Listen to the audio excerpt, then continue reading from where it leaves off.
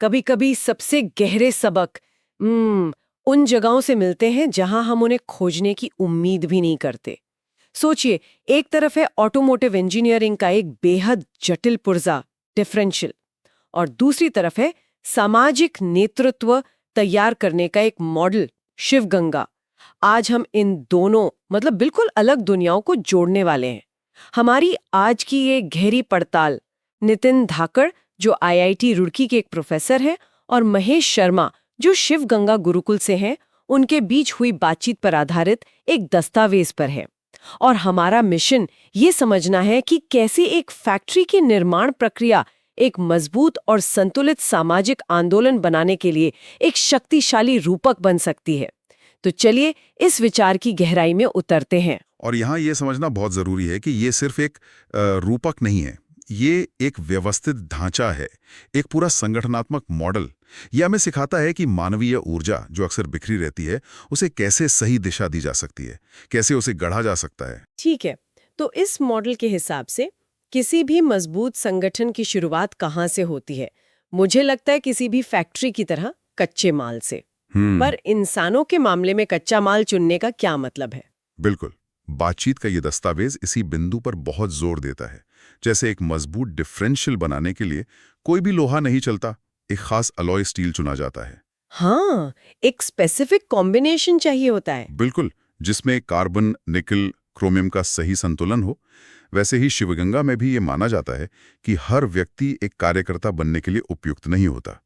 सही व्यक्ति का चयन पहला और सबसे महत्वपूर्ण कदम है। सुनने में तो ये बहुत अच्छा लगता है, लेकिन क्या इंसानी किरदार को इस तरह के मैकेनिकल फ्रेमवर्क पे बांधना मतलब थोड़ा ज्यादा सरलीकरण नहीं है? इंसान तो धातु से कहीं ज्यादा जटिल होते हैं। आपके सवाल बहुत वाजिब है। और देखिए, इसका मतलब ये नहीं है कि हम इंसानों को किसी फॉर्मूले में फिट कर रहे हैं। ये एक फ्रेमवर्क है। ये देखने का एक नजरिया है कि किसी व्यक्ति में कुछ बुनियादी गुण हैं या नहीं। जैसे दस्तावेज के अनुसार धैर्य, जिसकी तुलना निकल से की गई है, जो स्टील को टफनेस देता है, झटके सहने की मजबूती। हाँ।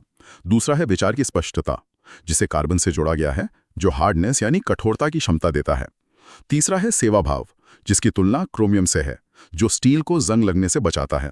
और आखिर में दीर्घकालिक प्रतिबद्धता, मतलब लंबे समय तक टिकने का जज्बा, जिसे मोलिब्डेनम से जोड़ा गया है, जो धातु को स्थिरता देता है। मतलब ये एक तरह का फिल्टर है, ये देखने के लिए कि किस व्यक्ति में वो बीज है जिन्हें आगे चलकर पोषित किया जा सकता है ना?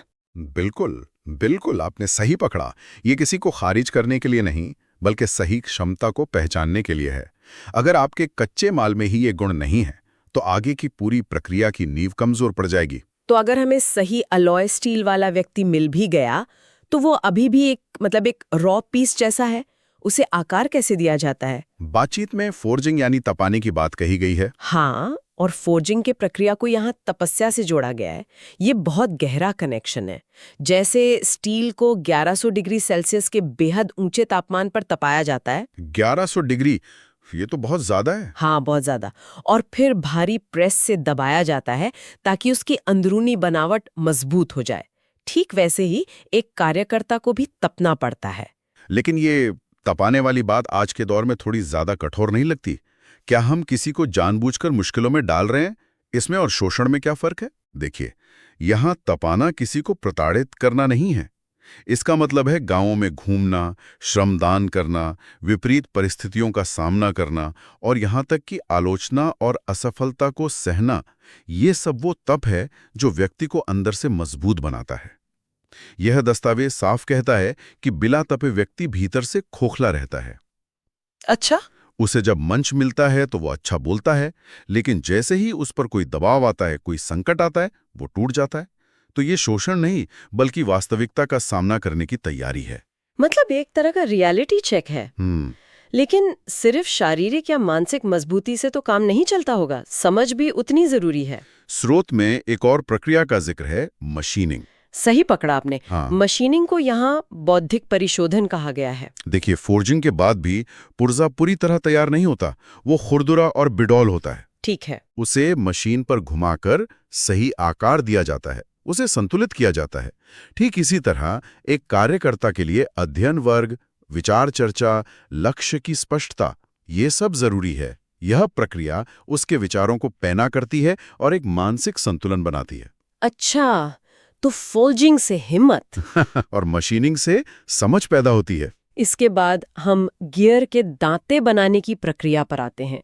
मुझे लगता है यहाँ बात और गहरी होने वाली है, क्योंकि गियर का सारा काम तो उसके दांतों पर ही निर्भर करता है। बिल्कुल, क्योंकि दांतें ही वो हिस्सा हैं जो ताकत को एक पहिए से दूसरे तक पहुंचाते हैं। स्रोत में हाइपोइड गियर का खास उदाहरण है, जिसके दांते तिरछे, घुमावदार और हमेशा जोड़ी में बने होते हैं।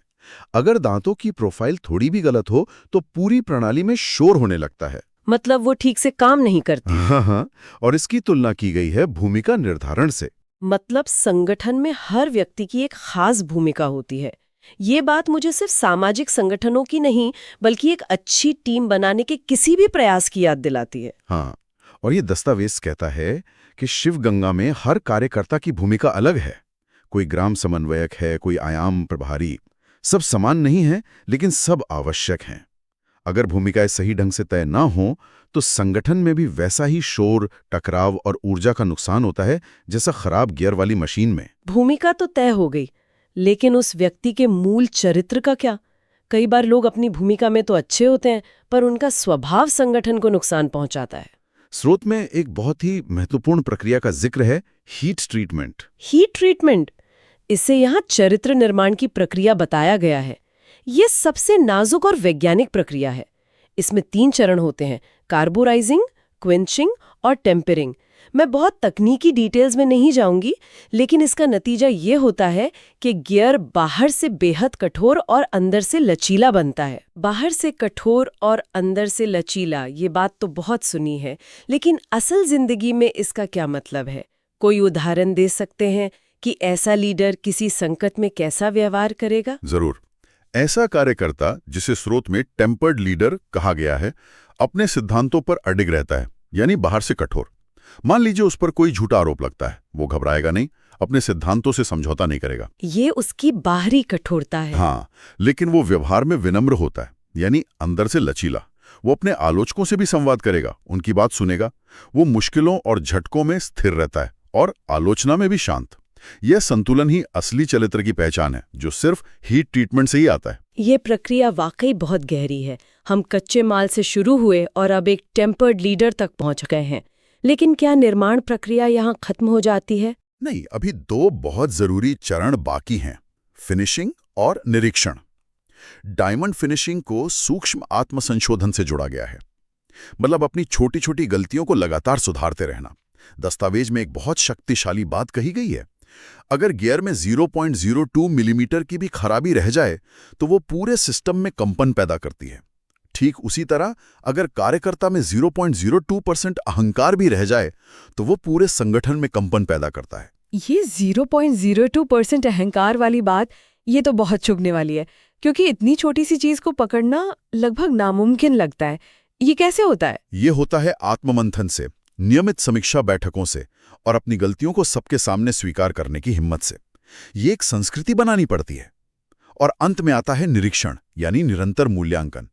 जैसे फैक्ट्री में तैयार पुर्जे का हार्डनेस टेस्ट और क्रैक टेस्ट होता है, वैसे ही संगठन में भी ये देखना जरूरी है कि क्या कार्यकर्ता संतुलित है, क्या संवाद बना हुआ है। हाँ, और क्या वो झटके सह पा रहा है। बिना निरीक्षण के संगठन में आई दरार बहुत देर से पता चलती है। ठीक है, तो अब तक हमने एक एक गियर को बनाने की प्रक्रिया समझी। ये अपने आप में कमाल है, लेकिन डिफरेंशियल तो इन गियर्स का एक पूरा सिस्टम है। ये सिस्टम हमें संगठन चलाने के बारे में क्या सिखाता है? अब हम इस मॉडल के दिल में उतार रहे हैं। डिफरेंशियल के 3 मूल सिद्धांत हैं। पहला है ऊर्जा संरक्षण। इसका मतलब है कि ऊर्जा को बिखरने ना दें, उसे सही दिशा दें। इसका कोई व्यावहारिक उदाहरण? जैसे शिवगंगा में युवाओं की ऊर्जा और जोश को ग्राम सेवा के कामों में लगाया जाता है। गांव के लोगों में व्यवस्था के प्रति जो क्रोध है, उसे लड़ाई झगड़े में बर्बाद करने के बजाय जल संरक्षण जैसे रचनात्मक काम में बदला जाता है। बिखरी हुई ऊर्जा केओस पैदा करती है, जबकि दिशा दी गई ऊर्जा बदलाव लाती है। ये बहुत शक्तिशाली विचार है। और दूसरा सिद्धांत क्या है? दूसरा सिद्धांत है शक्ति का संतुलित वितरण। ये बहुत दिलचस्प है। एक डिफरेंशियल जब गाड़ी सीधी राह पर चलती है तो दोनों पहियों को बराबर शक्ति देता है, लेकिन जब गाड़ी मुड़ती है तो वो अंदर वाले पहिए को कम और बाहर वाले पहिए को ज्यादा शक्ति और गति देता है। ताकि गाड़ी पलट ना जाए। बिल्कुल, अगर दोनों को बराबर ताकत मिले तो गाड़ी पलट जाएगी। और संगठन में इसका क्या मतलब हुआ? संगठन में भी यही होता है। हर समय सब पर बराबर जिम्मेदारी नहीं होती। संकट का समय एक मोड़ की तरह होता है। उस समय कोई एक नेता आगे आता है और ज्यादा जिम्मेदारी लेकर कमान संभालता है। लेकिन शांति के समय में, जब संगठन सीधी राह पर चल रहा हो, तब सामूहिक निर्णय लिए जाते हैं। यह संतुलन ही संगठन को लंबा जीवन देता है। और तीसरा सिद्धांत, बातचीत में ऑयल यानी तेल का भी जिक्र है। हाँ, ऑयल को यहाँ स्नेह कहा गया है। आप कितने भी मजबूत गियर बना लें, अगर उनके बीच तेल नहीं होगा तो धातु धातु से टकराएगी, घिसेगी और पूरा सिस्टम जाम होकर टूट जाएगा। टूट ही जाएगा। संगठन में संवाद, विश्वास और सम्मान वो तेल है जो लोगों के मन को मन से टकराने और विघटन से बचाता है। बिना इस स्नेह के सबसे बेहतरीन कार्यकर्ता भी आपस में टकराकर टूट जाएंगे। स्रोत में टॉर्क और गति को लेकर भी एक बहुत गहरी बात कही गई है, जो मुझे लगता है इस पूरी चर्चा का सार है। ये बात थोड़ी उल्टी लगती है। आमतौर पर हम तेजी को अच्छा मानते हैं। बिल्कुल, यह सिद्धांत है टॉर्क बढ़ाना, गति घटाना। गाड़ी का इंजन बहुत तेजी से घूमता है, हजारों आरपीएम पर, लेकिन डिफरेंशियल उस तेज गति को धीमी और शक्तिशाली गति में बदलकर पहियों तक पहुंचाता है। पहिया धीमा घूमता है, लेकिन उसमें जबरदस्त ताकत यानी टॉर्क होता है। संगठन में इसका मतलब हुआ प्रचार कम, काम ज्यादा। एकदम सही। इसका मतलब है अधीरता कम, धैर्य ज्यादा। एक दीर्घकालिक दृष्टि। धीमी और स्थिर शक्ति ही गांव में स्थायी परिवर्तन ला सकती है, ना कि कोई क्षणिक उबाल। दस्तावेज में एक बहुत ही सुंदर तुलना की गई है।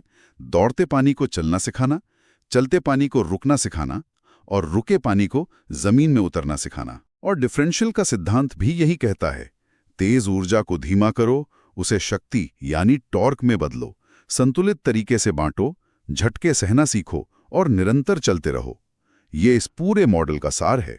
ये सोचना ही हैरान करता है कि कैसे एक मैकेनिकल सिस्टम जो पूरी तरह से तर्क और भौतिकी पर आधारित है, एक सामाजिक संगठन के लिए इतना गहरा और मानवीय खाका पेश कर सकता है। यह हमें सिखाता है कि मजबूत समुदाय बनाने के लिए सिर्फ अच्छी नीयत काफी नहीं, एक अच्छा डिजाइन भी चाहिए। और ये दस्तावेज इसी उम्मीद पर खत्म होता है कि अगर शिवगंगा में ऐसे 60 से 80 टेम्पर्ड गियर यानी चरित्रवान कार्यकर्ता बन जाएं, तो वे 50 टन का ट्रक क्या 500 गांवों का भार भी आगे बढ़ा सकते हैं। ये संख्या की नहीं, गुणवत्ता और संतुलन की शक्ति है। स्रोत के अंत में ये भी कहा गया है कि इस मॉडल को एक व्यवहारिक प्रशिक्षण मॉड्यूल में बदला जा सकता है, जिसे 17 आयाम संरचना और ग्राम टीम डिफरेंशियल मॉडल से जोड़ा जा सकता है। ये हमारे श्रोताओं के लिए एक सवाल छोड़ जाता है, प्रकृति या तकनीक से ऐसी कौन सी अन्य जटिल प्रणालियां हैं, जैसे मधुमक्खी का छत्ता, जो हमें संगठित होने के लिए ऐसे ही अप्रत्याशित खाके दे सकती हैं।